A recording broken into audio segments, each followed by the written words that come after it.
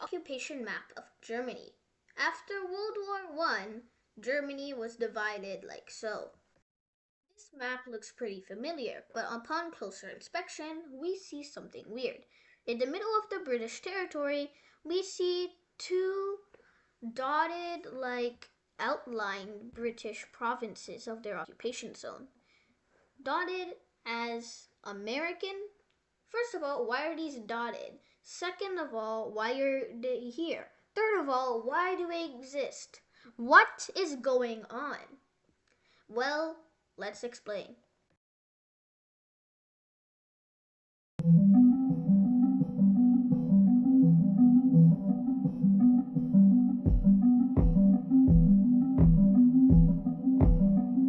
Understand why the USA has this peculiar zone, we first have to understand what state the world was in. The UK had just stepped down as a world superpower. Their empire was crumbling and they were losing money. So, the USA and the USSR were now in a battle for control. Now, this is where the problem comes in. The USA, as you can see, actually kinda had the worst zone out of the 4 occupation zones. The USSR's occupation zone had coastline. The British zone stood in the middle of the USA's ability to earn coastline. The UK actually had the most coastline out of this. The French occupation zones were also landlocked. However, they bordered France, which wasn't landlocked, so that wasn't really a problem. As you can see, that is called a border. Plus, if that didn't work, you always have the Saarland Protectorate. The problem was, if the USSR had this coastline, they could easily get everything they want and control their own trade. However, the USA would have to rely on the UK for trade. And during the Cold War, if a superpower relies on a useless country, then the other superpower suddenly seems more authoritative. And we can't have that here. This is where Bremen and Bremerhaven come in. Bremerhaven was literally on the coast, so that the USA could easily get their imports. Same with Bremerhaven. I mean, I guess you can't see Bremen's coast because it's so thin, but I guess you can more consider it a river, but it's really not. Long story. Anyway, to some weirdos like you, it may seem very weird. This still looks useless. After all, it's still disconnected. Well, this is where the UK comes in. They allowed free passage through its territory, so that the USA could easily get all its trade. By the way, if you're a history geek and you remember that time the USSR blockaded the capitalist occupation zones of Berlin, so the USA responded by using the Berlin airlift to give trade? I have no idea why they didn't do that. But I guess in retrospect, making border guards is much easier than flying airplanes daily into the area. I mean, it may not be now, but chill. It's the start of the Cold War.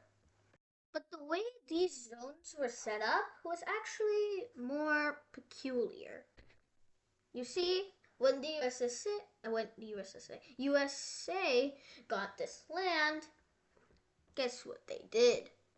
They got more land and covered it. So just so that security. That was the reason, security. Let's be real, the only reason they wanted it was for more coastline. But anyway, the point was, these were actually considered subzones. What are subzones? Well, because the British occupation zone held the rich Ruhr, there were some subzones in it. For example, the largest zone that I have been showing you this entire time is the Belgian zone. There are also several others, but I'm too lazy to put them on this map. I'll put a map at the end of the video if you want to see. Anyway, the point is Bremen, Bremerhaven, and its surrounding areas were de facto part of the US occupation zone, but technically they were part of the British occupation zone. Later, the USA got rid of that extra land and kept Bremen and Bremerhaven as those two port cities. Later, when the UK and the USA merged their two zones into an economic buy zone, annoyingly, which didn't include Austria, they finally gave Bremen and Bremerhaven to the American occupation zone. Although technically, if you think about it, the USA also kind of had control over the river.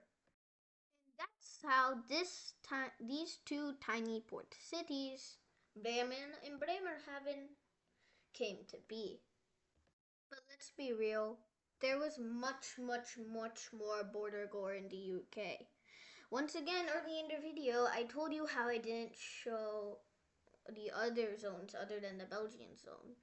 Here are all the zones. There was one for the Netherlands, Belgium, the USA until they actually became part of the USA. France, even though they already had one, and Denmark, Norway, and once again the USA didn't have those occupation zones, but they still had regional influence.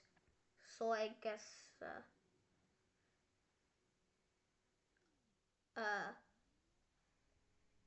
yeah, it's very confusing. There was also an interesting case in Austria where there was a tiny city in the middle of the British area where the Soviet Union occupied. And then there was also that time where Polish forces occupied some tiny parts until they didn't. And then, of course, you have the popular, famous Saarland Protectorate. Definitely not a French puppet. Anyway, this map is actually in the description where you can actually print it for free. So I don't know if you've ever wanted a map of what I call the Second Holy Roman Empire, then go for it. I mean, look at this border gore. That was just a call to the Holy Roman Empire at this point. Aren't we all glad West Germany and East Germany came to be? Thanks for watching this video, and I'll see you in the next one.